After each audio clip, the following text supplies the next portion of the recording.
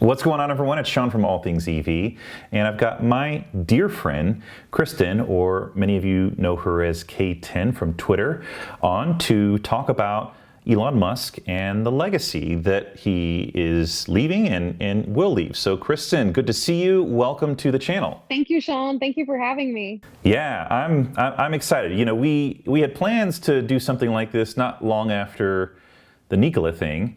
And then things went crazy and life got busy and no, so here we are. Yeah, it's going to be good to catch up here and looking forward to just sort of waxing philosophically about Elon Musk and how he has sort of shaped our lives as individuals and helped create a community that has allowed us to become really good friends. So I want to just start off. Maybe I can kick it over to you and ask you, how did you get involved with the Elon Musk sphere? Was it buying your Model 3, or did you follow SpaceX before you bought the Tesla? Where did it all begin for you? So I got involved in 2018, and it was before I bought my Model 3. Just going through some different things in life, and I mean, I'd started going back to school, and I was studying chemistry.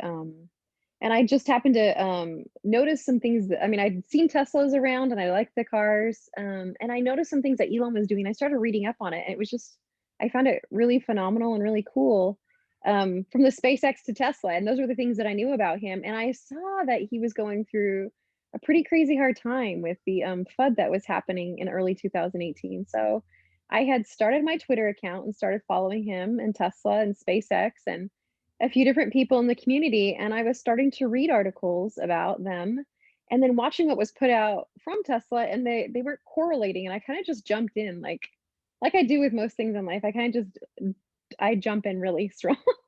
And I got involved with debunking the FUD, following some of the media and journalists that were saying things that didn't quite line up. And from then on out, it just grew. And Elon's just a really inspiring person. I was thinking, just a people that live in this century that have done some phenomenal things, like if you could follow Edison around, and if you could follow Einstein around on social media, and they responded to you. I mean, I would hope people would take the opportunity to do so, but what an opportunity. So Absolutely.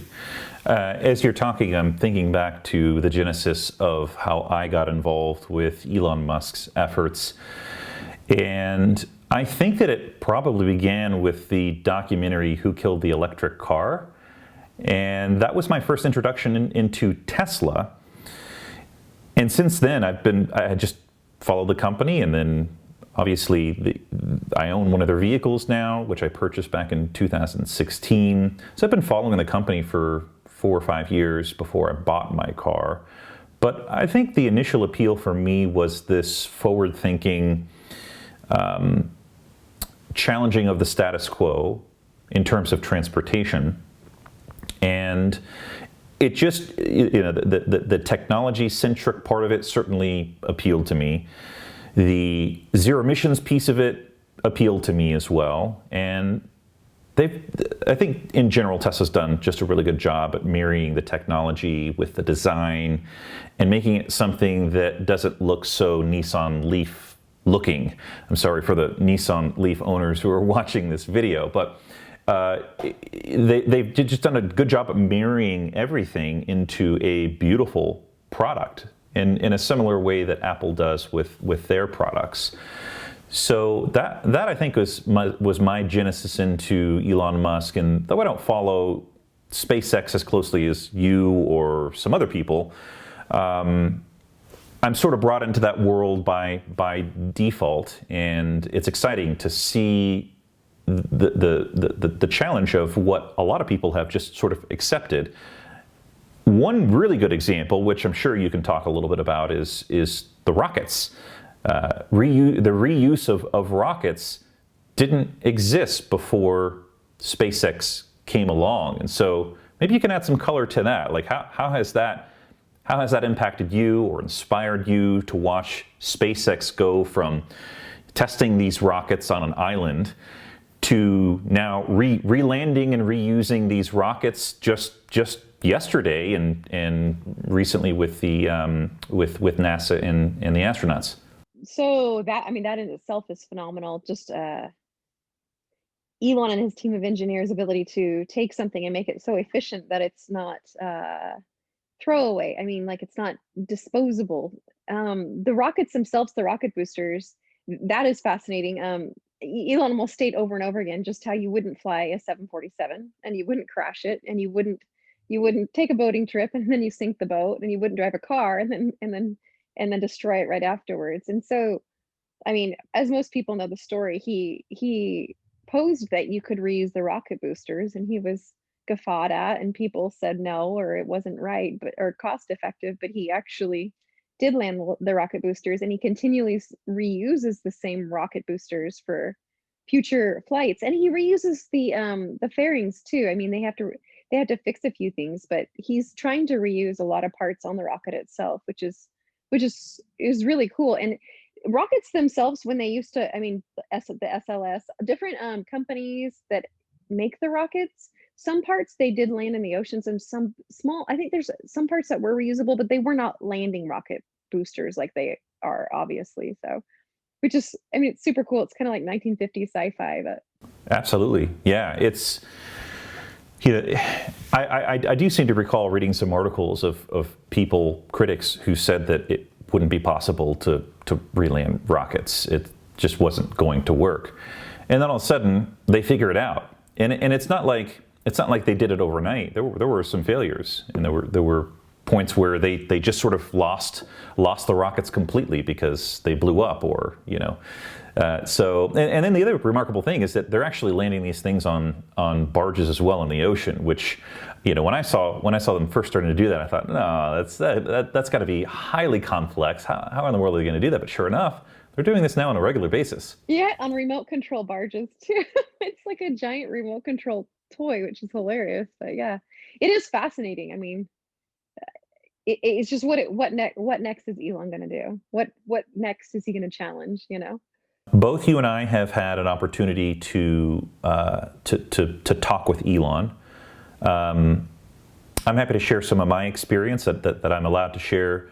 I'd love for you to just give your impressions of him as a human being and as an individual. It's one thing to see someone from afar or online or watch a video of that person and get an initial impression. Maybe they come off as overly confident or pompous or rude, but when the cameras are off and when you're able to get Elon face to face, what are some of the impressions that you've gotten from him as a human? So I did meet him, I think what was January 4th, 2019. We had done an interview with the podcast group Third Row, and he came in the room. We were setting up, and he came in and he kind of cracked a silly joke about something that he was doing, kind of humble, his demeanor, and very kind and warm. And and it was his house, but he still was very much hospitable, like presenting us as guests and what was comfortable for us and what worked. So we talked through the morning and through the afternoon, and a lot of people say, and I mean, this makes sense, and I think I've said this possibly before. A lot of people are highly intimidated by him, and with due reason, but he actually has such a confidence about him that he's very calming. I mean, that's how I felt, like just him speaking in the room, he knew what he was talking about. He was listening to you, he was giving great thought, and he was very present in what you were speaking about.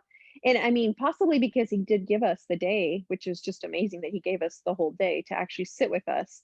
So he didn't possibly have other things on his mind he needed to rush back to, which I'm sure his mind is completely full of many things he has to say. But he was very there and very intentional with everything he was saying. And I don't find an arrogance in Elon, and I don't know I don't know where people find that. I do find a strong confidence and direction and drive, which might come off as stepping on other people to some people, or dismissive, or not as sentimental. But I mean, when you're running 5 companies and you have to make executive decisions, I can't imagine that you just need to make them. You don't have time to sit and plod them out and understand how everybody feels about everything. It just has to be what works. So That was my impression of him. I think he's a very genuine, humble, kind person. But Yeah, I would agree. You know, my interactions with him and my observations of him have been this impression of just him being very down to earth and approachable, despite his responsibilities and despite his accomplishments. Even I've seen him, you know, in person on a couple of occasions, and he never really shuns people away, even though his security is very protective of how close people get to him. When I had a chance to talk with him, he came into the room, and he didn't come in with a confidence. You know, he was sort of like a head down, hands in the pocket type of presence as he walked in, and so it wasn't, you know, in that sense, it certainly was not arrogant or, you know, overly confident in terms of his stature. He's a tall guy. He's a really broad-shouldered guy, tall guy, but you know, I just found it really easy to talk with him. And you know, at the time that I spoke with him, we were talking about some things that weren't publicly known. And you know, I knew a little bit about this particular subject, and yeah, he stopped and he said, "Are you a professional in this industry?" I won't mention the specifics because I don't think I'm allowed to. You know, he asked if I was a specialist or professional in this industry, and I said, "No, I just follow this particular thing really closely." And so it was almost like we had this like bro moment where we were gushing about this particular topic that, you know, at the time no one really knew much information about. Now people know a lot about this particular topic, but it was a really funny moment where we were sort of like gushing about this particular topic, and you know, he didn't make me feel inferior, or he didn't talk above my head. I think he asked that question because he wanted to know what level of specificity or technicality that he could go into about this particular topic. Have you found that as well? Like he's talked about lots of things in this interview with the Third Row. He could have gone into some very specific detail, but maybe understood the audience. no, I completely agree with you. He's very aware of who is there and what. I mean, I would assume he's very capable of summing up quickly where people are at, and not in an arrogant way. Once again, for an efficiency, I find efficiency one of the more important things that it seems that he does. Like when you talk to him, you will find he's leaning in. He's sincerely grappling with what you're trying to ask and what is the best answer that will give, you know, probably the most, you know, weight in an answer. So I did find that he was doing that. There are some topics that Omar specifically brought up that pertain more to work that Omar's done before, from software engineering to just the battery tech, some of the things that Omar had looked into that not all of us were knew about. I grew up. My father worked in aerospace, so there's some things in aerospace when it came to SpaceX that I knew about that I had asked him about. And not that I don't.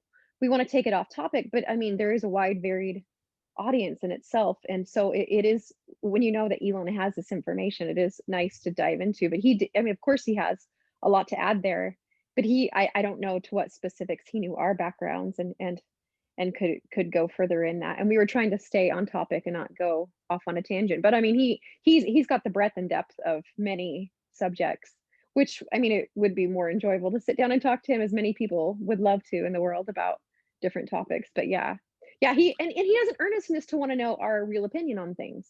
Like he doesn't just consider you.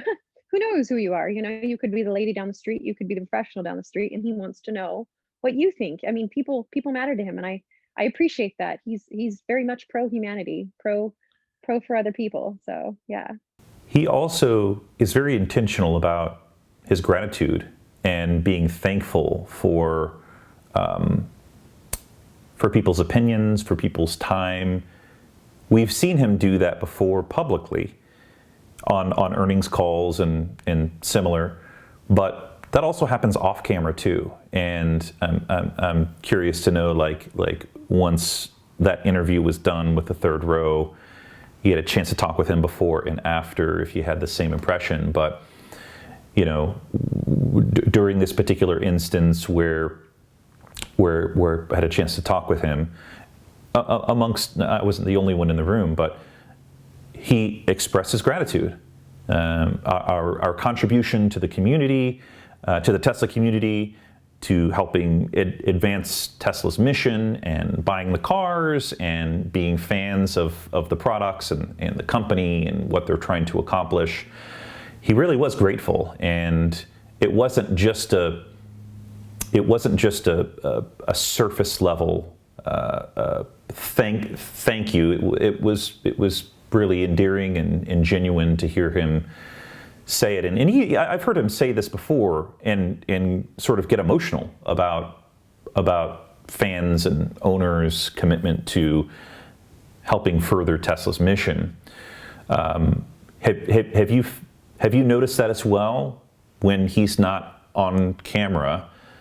It's the same gratitude and same level of appreciation for people who are supporting what he's doing. Yeah, I don't find that Elon has a face off camera and a face on camera. From what I've seen of him, I think that's what I mean, in general, what people find endearing about him is that he didn't take this class on corporate talking when he gets up and speaks. He speaks from what he is and how he knows, and the best way to break it down. And it's apparently working for him. I mean, he runs 5 companies and he's leading people and they're following his lead. So, and when we were, like you said, he kind of came, like he did kind of come in with that hands in pocket kind of, like just, yeah, like not all assuming, but kind of just there. And it was more of a friendly, warm hello, not like, let's strike this off all professional and polished, which was wonderful because that's what people remember. And off camera, we did have lunch with him, and we had it in a smaller. It was a mid-century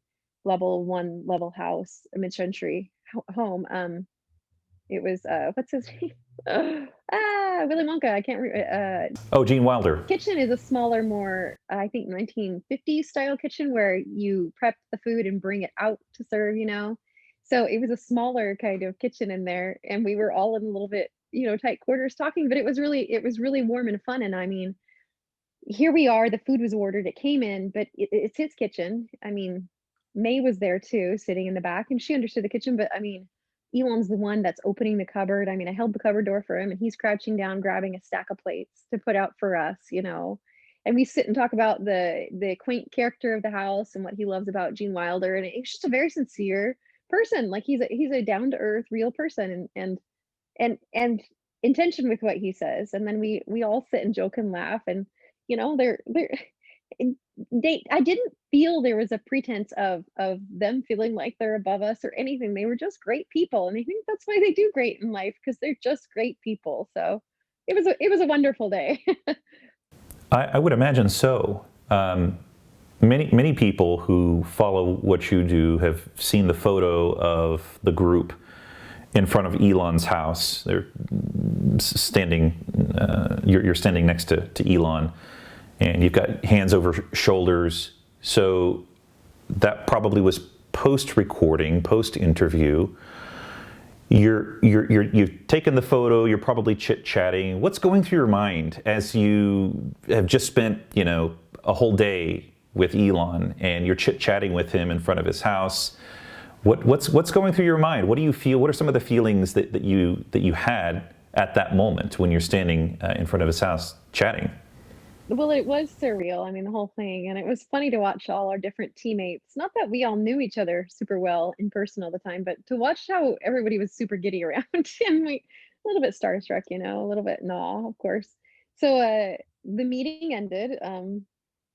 And I think one of the members had asked to speak to Elon. So they kind of walked outside with Elon was speaking. So like, we were in a little bit of shock. What do we do? Do we clean up? I mean, there's assistants there. Like, do we, so are we going to miss that on Elon? So, we kind of tail followed out as well. And it was postulated, we should probably take a group picture, and Elon's there. I think he's like, oh yeah, like a group picture. I think we had taken pictures with him beforehand too. People, and he had opened up a door that had actually a painting of Gene Wilder's raincoat, like the Burberry raincoat right there. He took a few pictures with him, and I mean, the poor guy, like everybody wants a picture with him, but the group picture was really cool. I think he was backing up, and accidentally stepped on one of our toes, and like he was just so polite, such a gentleman. He's like, "Oh, I'm so sorry," like, it just was in his nature to be just so polite about it. But we all took the picture, and it was a long day. I mean, what we got there around 10, and we were there till like 4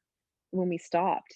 So I mean, that's a long day for Elon, and he was just talking most of the time for us. So as a host, and as you know, hosting people can be pretty tiring. So he took off about then with his people, but he really let us control the day in a way, like let us ask what we needed to of him. So yeah, we took the picture, and everyone was kind of I think we were all just kind of in shock. I mean, what do you do? Just kind of look at each other like, did that happen? That is so cool. Like, this is so amazing. What a blessing. Like, yeah, like it was really cool. I think when we were driving there, we had to be limited in cars that came, and we split up in two different Teslas. We had like 3 people in one car and 3 in another. And the car I was in, we had decided, because we were driving through Bel Air, and we were so excited that we'd play Fresh Prince of Bel Air. So we were driving through Bel Air to go to Elon's house. Like it's surreal. So this is not an everyday thing for most people. Not at all.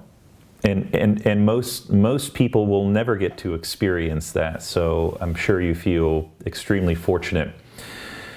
Let's fast forward 30 years. Let's assume that we're both still alive. When you look back at your life, what do you think are going to be some of those moments that you really treasure in terms of not just your personal interaction with Elon, but things that will likely happen sometime in the future from when we're recording this, but in between now and 30 years from now?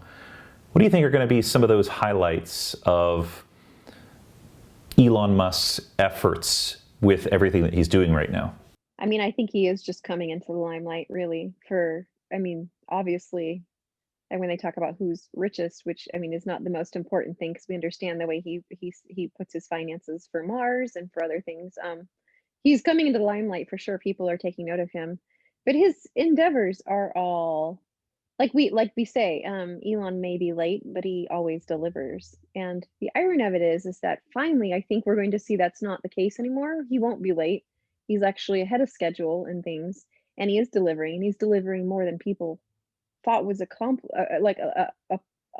like possible. So he's delivering, and he's delivering more things, and he's way ahead of schedule. And it's not like he's just coming up with these things randomly. Like an agenda written down somewhere. We know he's hitting those marks, which is pretty impressive. But 30 years from now, let's see, what is Elon, 48, 49? So He'll be old.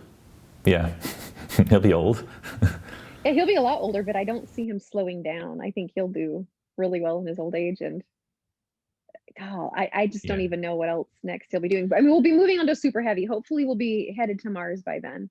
When I look at the big picture, there's a lot of people, a lot of detractors and a lot of critics of Elon Musk, be it because he doesn't speak well in front of people, or because, as you mentioned, he's been notoriously late on things, or maybe people look to how he's handled the coronavirus, some of the things that he said publicly about the coronavirus, and how he's been wrong on some particular things.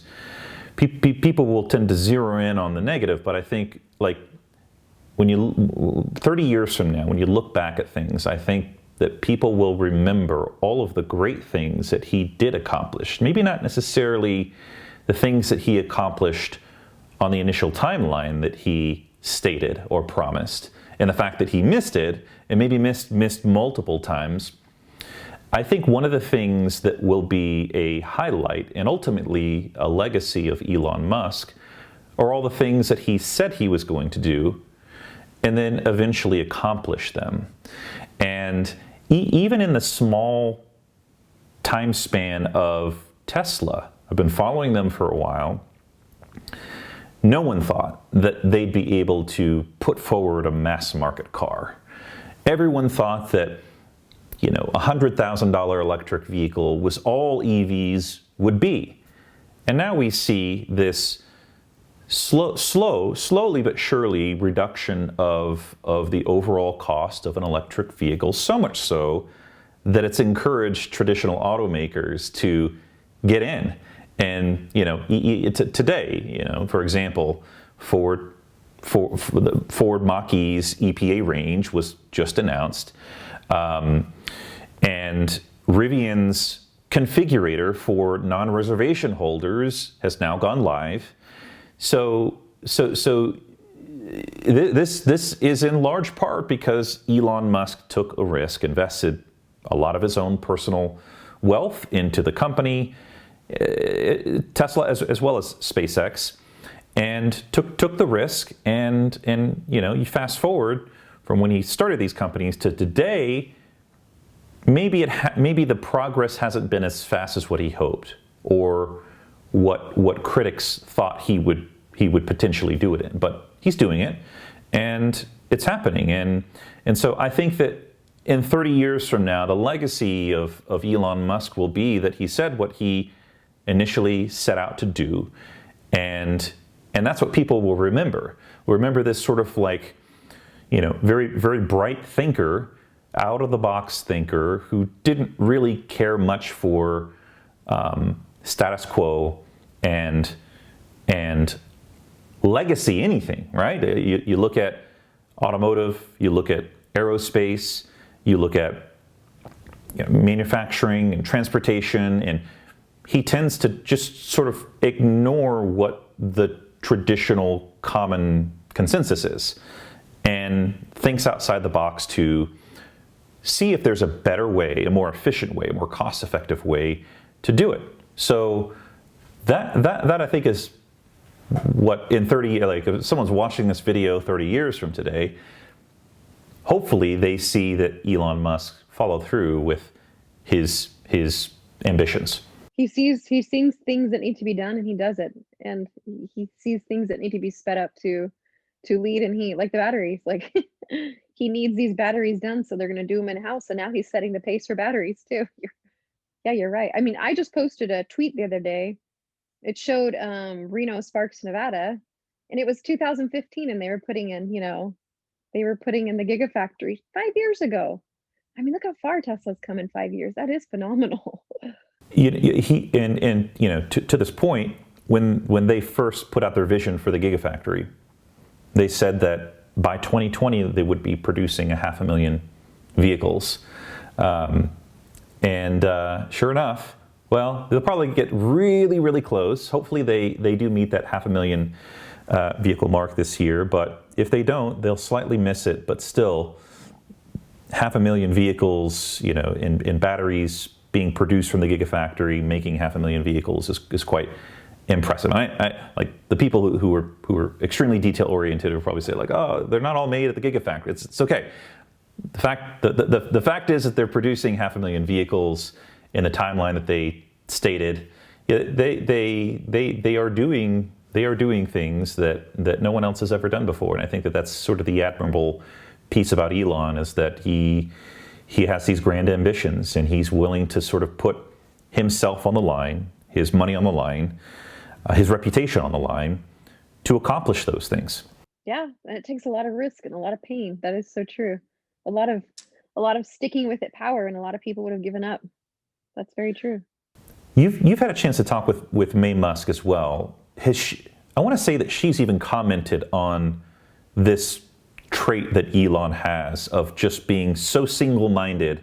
Well, I would have to say, because Tuska was in that interview with us, that Tuska is the one that stated that Elon had given her advice, and without even thinking twice, this is Elon, this is her brother, and his advice, what he says always happens, and he's always right.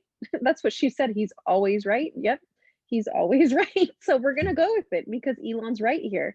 Even if it wasn't the field that he was in per se, he just had a good perception of surmising what she needed advice in, and she went with it, and she was thankful that she did, because I mean, that it sounds like if he does hone his focus on a few things, but you are right that he does focus extremely well. We will hear him repeat the same things over and over again in different interviews he's had. Like, we've heard him say those things almost in the same word for word thing because it is his focus. It's in the forefront of his mind and he doesn't let it go. You know, some of us might chip it away or add a little bit more or let someone rework it with us, but it sounds like he sticks with it, you know. So this has been a really good conversation. I'm so glad we had a chance to catch up and talk about our personal experiences with Elon in particular. I think people will really enjoy us talking about, because not everyone gets to talk with him face to face and in person. So super glad that you decided we were able to sort of work it out with our schedules for you to come on. So thank you, Kristen.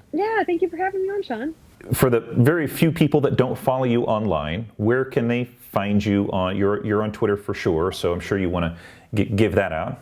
Right, it's K10 is the it's not the name of the account. The account is actually Kristen Net 10. If you at Kristen Net 10, it's just like the net and then 10 and then, but and it's K10 is the nickname on Twitter. And I'm starting a YouTube page soon. I kind of started a little bit one, but I've got the FSD beta for all of you who know about that, and I'm going to be putting some more videos out. I've been focusing on, you know, life has different things going on, so I haven't quite put that together. But yep, you can find me on Twitter for now. So awesome. Yeah, and I'm sure if people follow you on Twitter, they'll probably learn eventually about the YouTube channel and where they can find you there. Awesome. Cool. Well, thanks again, and we'll chat soon.